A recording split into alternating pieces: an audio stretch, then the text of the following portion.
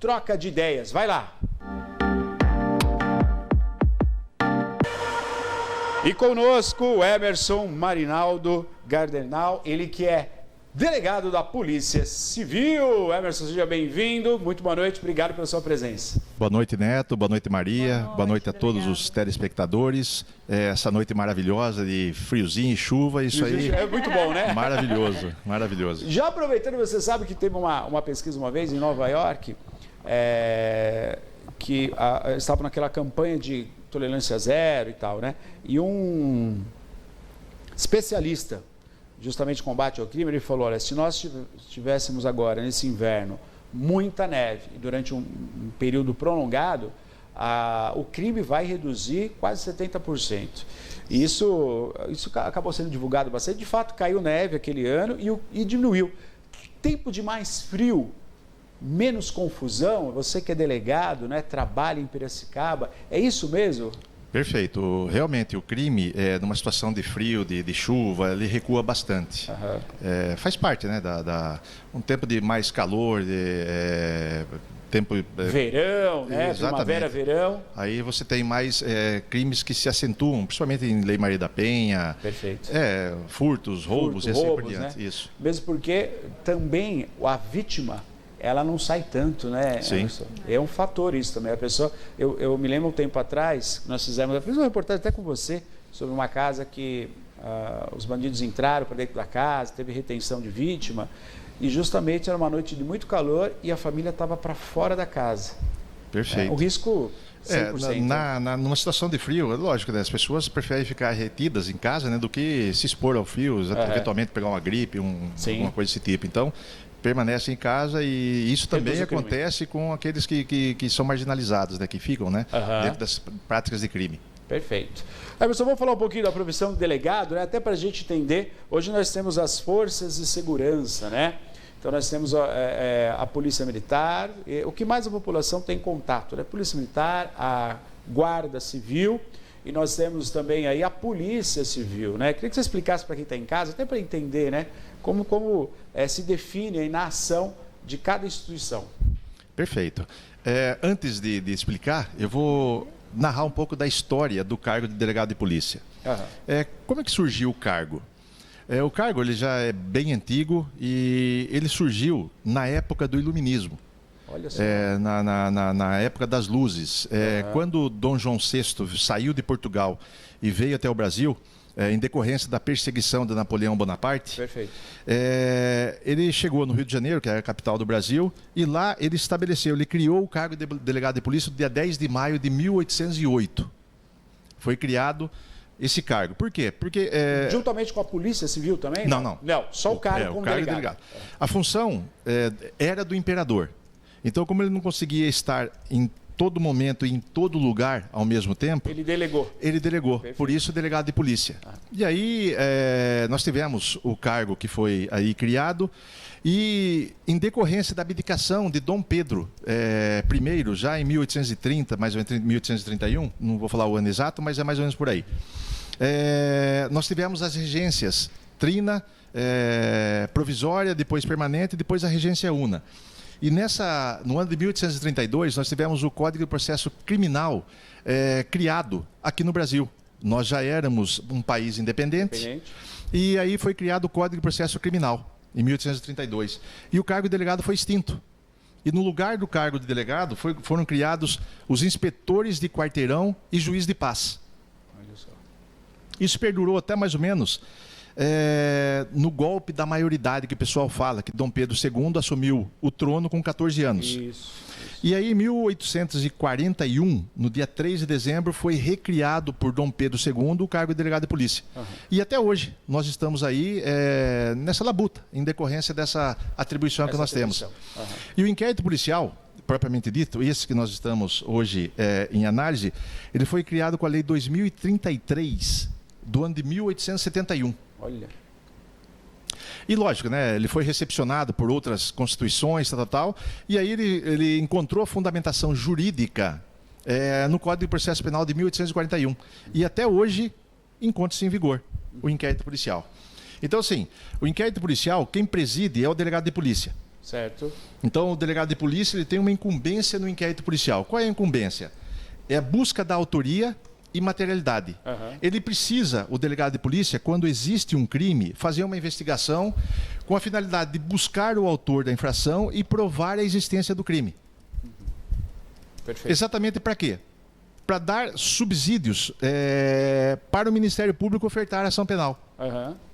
E aí, iniciar a execução da lei e chegar até o final a jurisdição, a sentença do juiz, ou condenatória ou absolutória.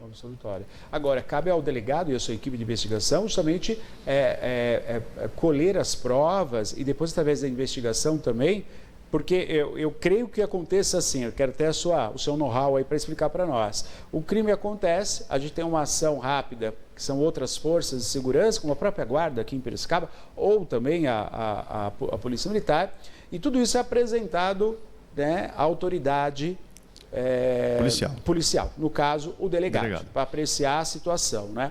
Mas daí a gente tem um segundo momento, que acho que é isso que você está dando ênfase, que é a investigação. Isso. Há casos de o delegado pedir abertura novamente, olha, já foi para juiz, foi julgado, e de repente um fator surge e o delegado ele abre novamente a investigação. Como é que funciona isso? São diversos fatores que isso pode acontecer. Então, vamos falar assim, numa investigação do inquérito policial, pode, eventualmente, nessa investigação, não se chegar à autoria do crime. Certo. Então, você conclui a investigação, encaminha para análise do Estado juiz. O juiz ele acaba ouvindo o Ministério Público e aí acaba arquivando esse inquérito policial sem o início da ação penal. Perfeito. Pode, nesse transcorrer, você identificar o autor. Tá. Pô, aquele crime que eu estava investigando, o autor é esse fulano, é fulano de tal. Tem prazo para isso, Emerson? Não, a prazo é prescricional. Tá, entendi, né? entendi. Então, pode, eventualmente, você, nesse meio de tempo, localizar, você identificar o autor.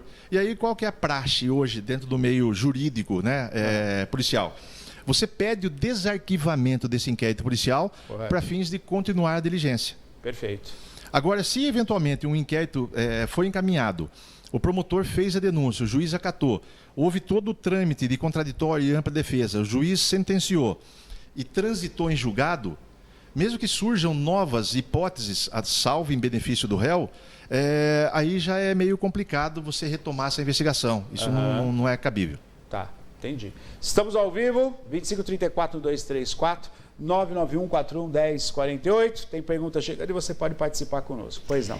Aqui é a Juliana, doutor. Oi, Juliana. Ela dá boa noite. Gostaria de perguntar qual o caso mais marcante na carreira do delegado Gardenal e se teve algum mais emocionante. Boa pergunta, ótimo. Obrigado pela pergunta, Juliana. Na carreira, cada dia você é surpreendido por uma situação distinta. Então, sim, lógico que são dezenas, centenas de casos que você acaba, de alguma forma, atuando a pessoa. Então, assim, são muitos casos, mas o que mais, geralmente, no meu ponto de vista, que choca, que deixa você mais à flor da pele, com os nervos à flor da pele, emocionalmente falando, são crimes envolvendo criança. Perfeito. Então, assim, você tem... É complicado você ver uma criança... com todos os tipos de crime que podem ser vítimas, né? Sim. Então é bem difícil isso aí. Mas, assim, dentro de um contexto profissional, você tem que colocar o coração no largo e fazer o que tem que ser feito. Fazer o que tem que ser feito. Exatamente. Emerson, até uma questão de a logística, para quem está em casa entender. Eu me lembro de uma matéria que nós fizemos também, de uma pessoa foi morta em cima de um telhado. Né? Ele invadiu a casa de um cidadão, não sei se você vai lembrar, são tantas ocorrências, né? Mas isso me marcou bastante, porque eu e a Maria, estava e você, né, Maria? Estava na delegacia gravando uma outra matéria, inclusive com você, né? E aí chegou uma pessoa que havia sido morta por ferimento a bala, a tiro, e foi no Algodoal. Eu me lembro até hoje que daí você me explicou, Neto, eu tenho que ir porque nesse caso eu tenho que estar presente no lugar do crime. E eu me interessei muito, obviamente, que eu fui lá também no local, né, para ver como é que é feito, tudo. E tem toda uma logística. Como é que é isso, Emerson? Até para quem está em casa entender, às vezes, hoje a gente tem muita... A época que eu estou falando isso é de 10 anos atrás, né? 10 anos atrás. Então, praticamente, eu cheguei sozinho, eu e a Maria lá para filmar, não tinha equipe nenhuma. E hoje a gente tem centenas de pessoas que fazem o jornalismo pela internet, né? Se titula aí rádio, se titula TV, mas é só pelas páginas do Instagram, do Facebook. Como é que é feito esse controle? É para todo mundo entender, porque eu sempre tive muito cauteloso, assim.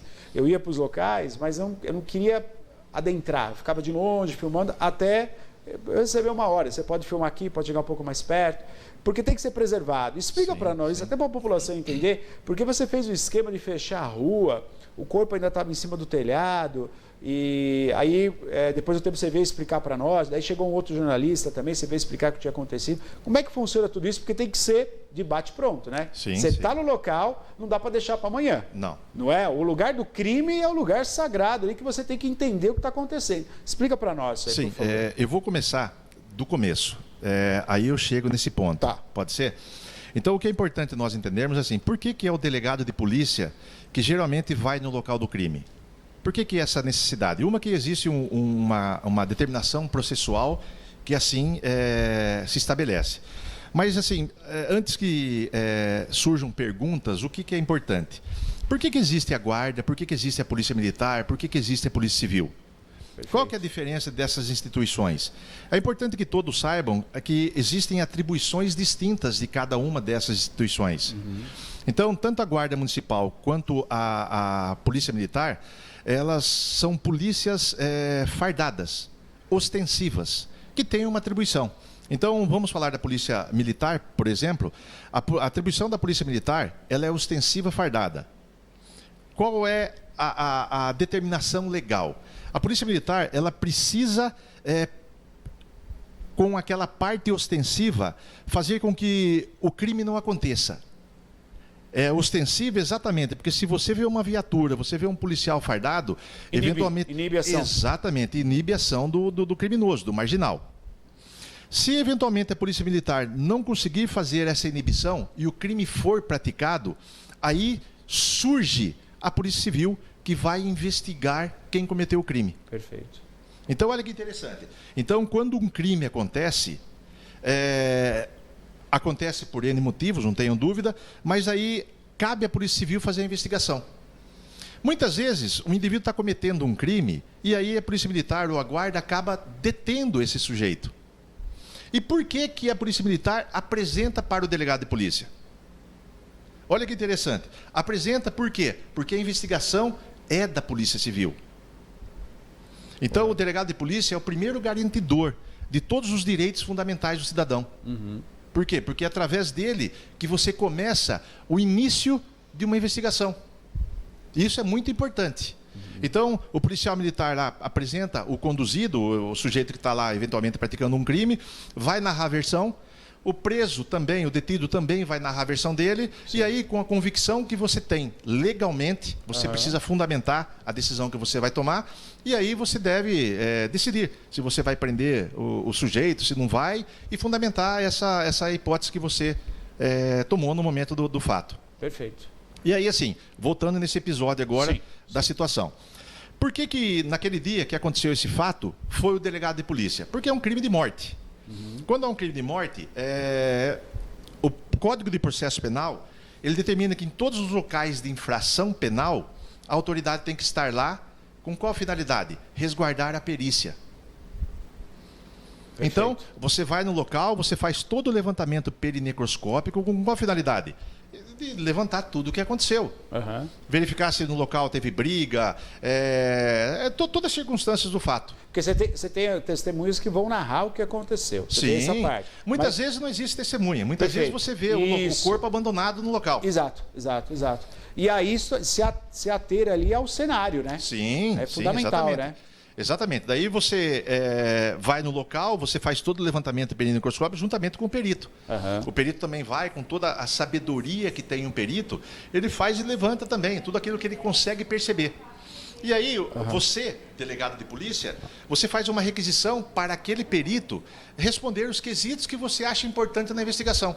Perfeito. Então, você lá, houve morte, que tipo de situação, se teve embate, o que ele viu? Você faz os quesitos, você cria os quesitos e depois o perito, quando ele elabora o laudo, ele responde as perguntas que você acabou fazendo. E isso vai no bojo do inquérito policial na investigação. Da investigação. Uhum.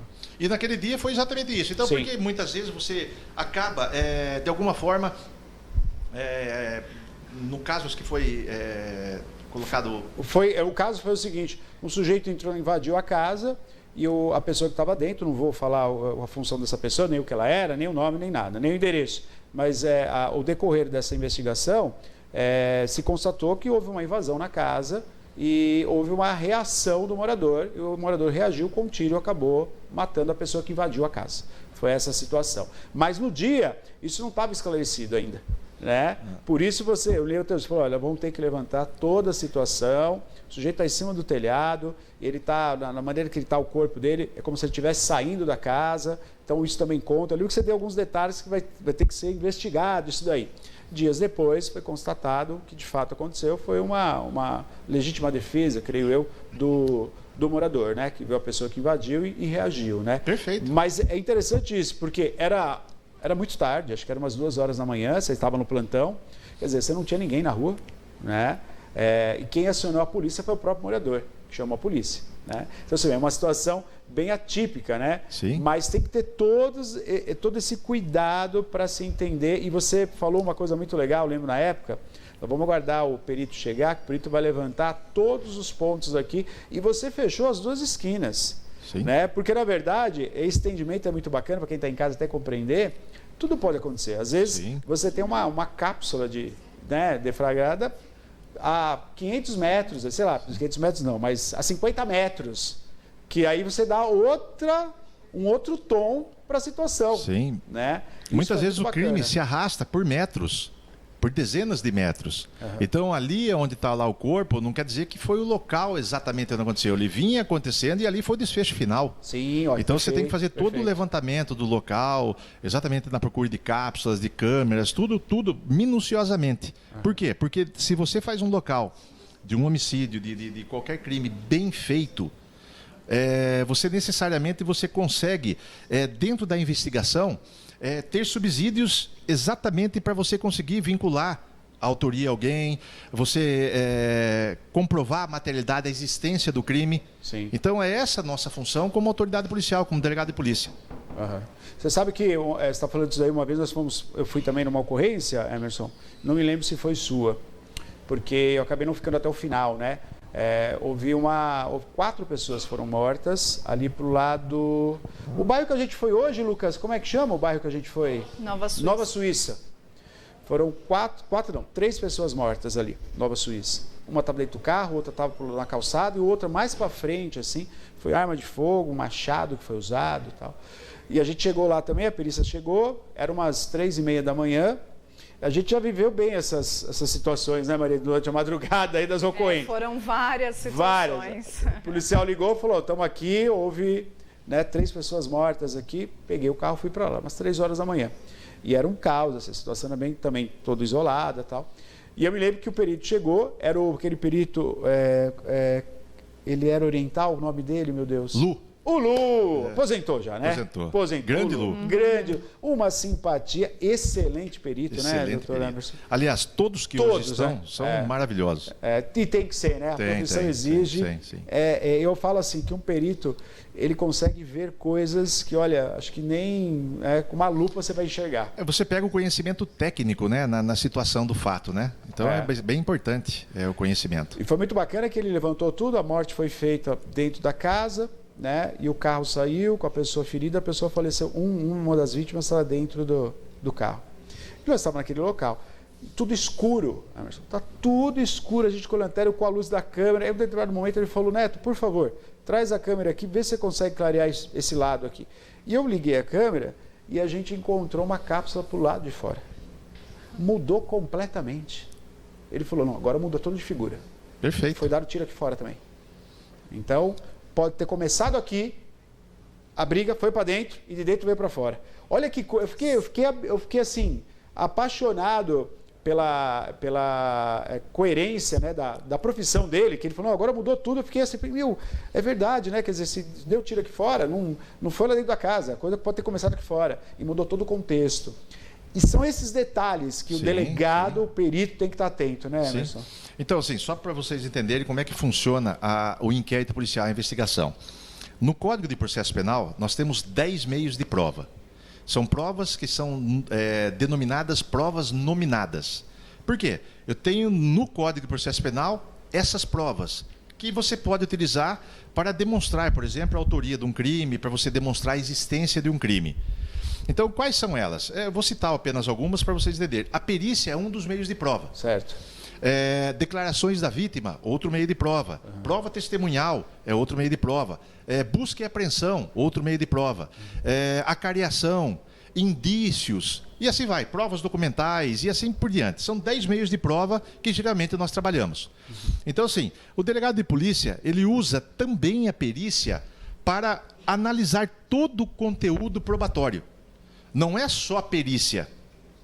Então, eu vou pegar o laudo do perito, verificar, por exemplo, uma prova documental, ou, por exemplo, uma prova testemunhal, eventualmente declarações da vítima, e aí nós vamos ver o conjunto probatório e ver a harmonia das provas, se todas elas coincidem. Certo. Porque imagine uma situação, se você, por exemplo, verificar um perito que pode haver um erro eventual, claro. Não Sim, doloso, claro, mas um claro. erro que está, de repente, desvinculando alguma coisa que você apurou na investigação. Perfeito. Mesmo porque o perito está no local, no momento.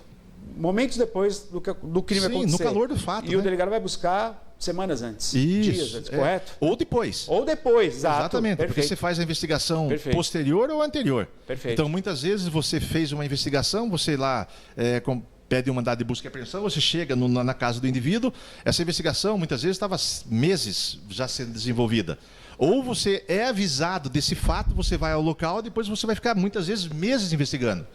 Então, pode ser anterior ou posterior. Mas o local do crime, o locus delicti commissi, que o pessoal fala o que é, ele é muito importante de você fazer todo o levantamento para que você consiga exatamente cumprir a função da Polícia Civil, que é no inquérito policial, a investigação e você apontar quem é o autor. Perfeito. Nós tivemos tem participação, mas nós tivemos 2 grandes investigações desse porte do qual você está falando, Emerson. Foi agora aquela menina que foi morta com uma garrafada, né? Foi atirada por um outro torcedor na porta do estádio, né? E aí teve toda essa questão da trajetória da garrafa, o ângulo, usou de muita tecnologia para chegar, para se apurar isso. E nós tivemos também o casal Lardoni, né? Da menininha, né? Que infelizmente foi... Né? Que também foi...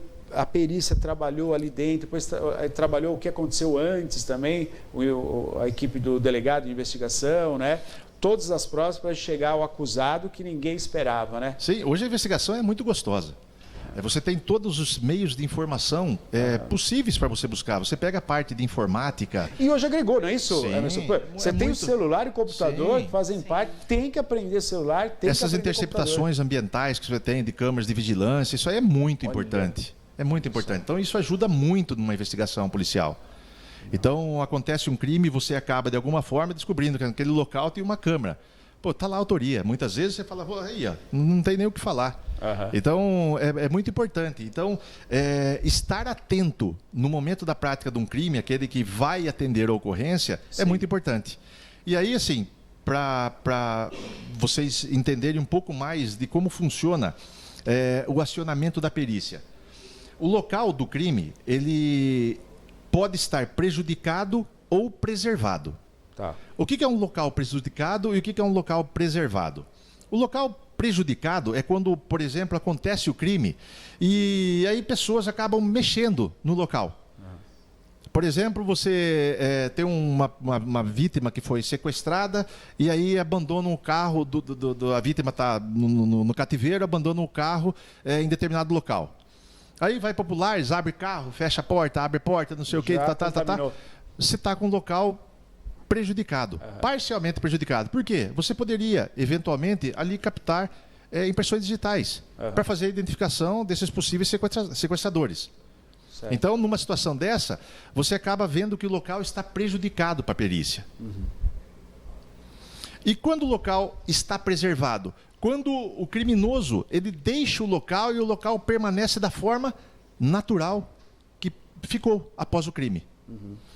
Então isso é bem importante de você distinguir no momento da análise do exame se o local está prejudicado ou preservado. E outras coisas, o local que a gente consegue enxergar, por exemplo, o local pode estar contaminado. Olha que interessante. O que é um local contaminado? Imagine, por exemplo, uma cena de estupro. Num local onde as pessoas acabam fazendo sexo ali, por exemplo.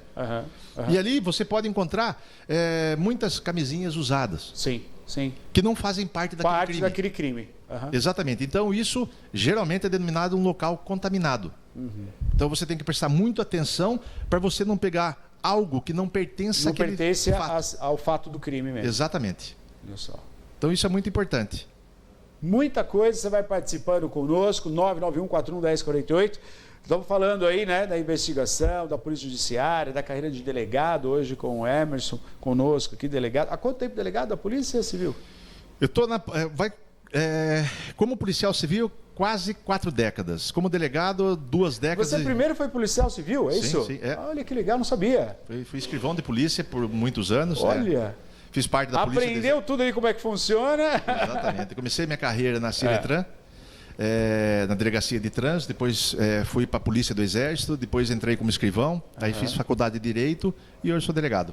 E nunca mais parou de estudar, né? Porque Não. você é professor e agora está fazendo um doutorado também, sim, né? Sim, exatamente. Então vamos falar já sobre isso? Vamos para a participação primeiro. Pois não, Maria? Participação do Luiz Henrique, ele quer saber se o doutor teve algum parente nessa carreira ou quem é a inspiração dele na área. Boa pergunta, hein? Algum parente que me inspirou? Quer ser policial, na carreira. Eu comecei bem cedo a minha carreira, bem cedo.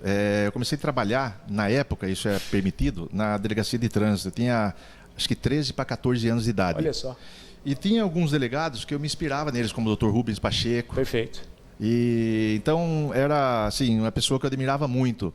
E vivenciando toda aquela harmonia com que ele lidava com as pessoas, que ele foi uma coisa bem interessante. E eu falei, eu vou ser delegado também. E aí eu segui toda a trajetória para chegar aonde eu quis. Exatamente. E eu busquei. E você sabe que hoje você está aqui no nosso quadro, o propósito desse quadro, Emerson, é que a gente traga pessoas que possam inspirar outras pessoas. Por isso que é troca de ideias, né? Opa. Porque ideias, carreiras, ideais e busca, né? Então a gente traz as pessoas aqui para conversar, para a gente entender um pouquinho mais, né? Do que essa pessoa acredita. Porque a gente está precisando disso na nossa sociedade. Sim, né? A gente tá, como você falou do delegado, doutor Pacheco, né? Dr. Rubens de Paula Pacheco, isso. Como você falou dele, que te inspirou. Em algum momento, olhando para ele, você falou, pô, eu vou ser delegado também. E isso que a gente precisa na sociedade, pessoas que nos inspirem, para a gente poder ir buscar nossas ideais. A gente está muito morno, né, Emerson? A sociedade está muito morna. Vamos ver, não pode ser assim. A gente tem que buscar as pessoas que nos inspirem. E trabalhar e fazer, estudar com inspiração. Opa. Aí chega onde a gente chega, Exatamente. que é o seu caso, né? Exatamente. Quando você tem objetivo, para seguir, não tenha dúvida que você consegue. Basta ter foco e você ultrapassar os obstáculos que aparecem. Porque sempre, naquilo que você busca, sempre vai aparecer alguma coisa que vai te desvirtuar do assunto, te desviar do assunto. Então, se você não tem aquela firmeza naquilo que você pensa, você acaba saindo do caminho.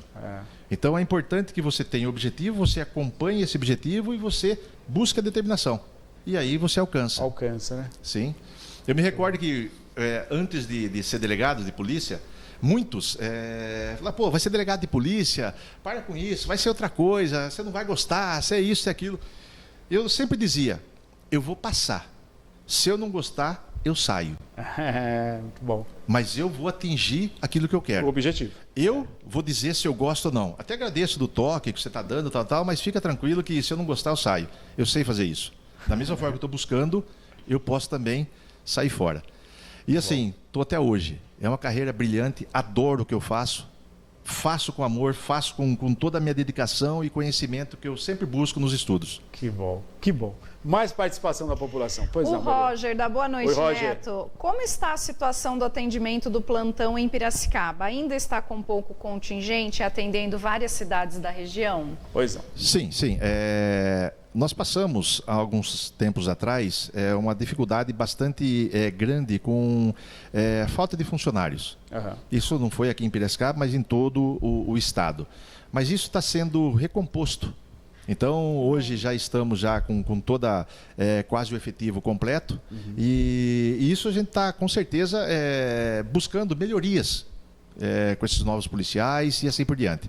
Então, o plantão policial, ele fica na Rua São José e também nós temos um plantão, hoje 24 horas da DDM, que é muito também, importante. Né? Isso. Ótimo. Então, nós temos 2 plantões policiais. Então, o plantão da DDM, que fica, acho que na Rua Alferes. Na Alferes, isso. Na Rua Alferes. Plantão 24 horas, tem lá um delegado, um escrivão, um investigador que está cuidando desses casos de Maria da Penha, de violência doméstica propriamente dito.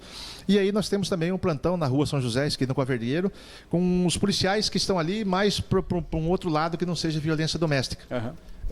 E também atendendo as outras cidades da região. Certo, perfeito. Vamos falar um pouquinho, né, também da sua carreira acadêmica, né? Eu me lembro que você saía, dava aula em duas universidades, fazia o plantão, girava à noite, ia dar aula de manhã, depois dava aula à noite.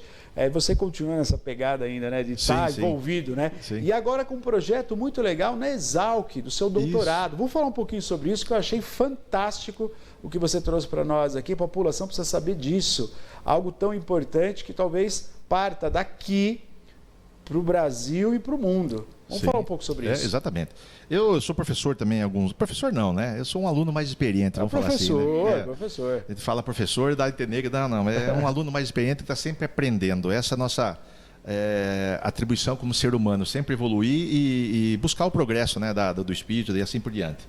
Então, eu ministro aula de Direito Penal, parte geral e especial, de Processo Penal, parte geral e especial, Medicina Legal, toda a legislação extravagante que acaba, por exemplo, crimes hediondos, preconceito racial, Lei Maria da Penha, são 70 e poucas leis que também se englobam nessa legislação extravagante. E por que legislação extravagante? Só para vocês entenderem. A legislação extravagante é porque está fora do Código Penal. Uhum. É uma legislação penal, porém extravagante. Está fora do Código Penal. Uhum. Por isso é extravagante. Perfeito. Também dou aula de, como eu estava dizendo, Medicina Legal, Teoria Geral do Estado, Ciência Política e assim umas outras matérias. E nesse meio acadêmico é muito importante você sempre prestar atenção naquilo que você faz e estuda. E eu acabei conhecendo uma pessoa muito culta, muito inteligente, que é o professor Ricardo, na agronomia. Perfeito. O professor Ricardo, ele é catedrático no assunto que ele dá aula, é ímpar, é uma pessoa assim, culta demais. E aí, nessa conversa, nós conseguimos estabelecer uma tese muito importante no desenvolvimento da polícia propriamente dito. Uhum. Porque hoje nós temos uma dificuldade muito grande, por exemplo, em localização de corpos. Perfeito. Como assim? Imagine você que um corpo, a pessoa mata a pessoa, a vítima, e oculta o cadáver em determinado local. Como você vai fazer para localizar esse cadáver? Quase impossível, né? Se a pessoa não dizer, se ninguém viu, se não ficar alguma coisa fora, um rastro, alguma coisa, vai ser muito difícil a localização. Uhum. Também imagine, por exemplo, uma pessoa que vai numa floresta, vai passear num bosque, alguma coisa, e acaba se perdendo e vem a falecer. Uhum. Como que hoje, no mundo, isso é utilizado para você tentar localizar?